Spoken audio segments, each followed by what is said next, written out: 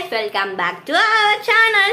This is fourth outfit. This is the నేనైతే అబ్బో చాలా టెన్షన్ వస్తుంది, ఎందుకో అర్థం కావట్లేదు.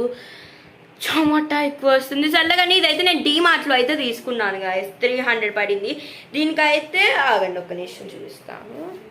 ఇది నేను మడతలు పడిపోయి కొత్తగా మొన్న కొన్నాను. ఇదిగోండి టాప్ బల్ల వచ్చింది కదా.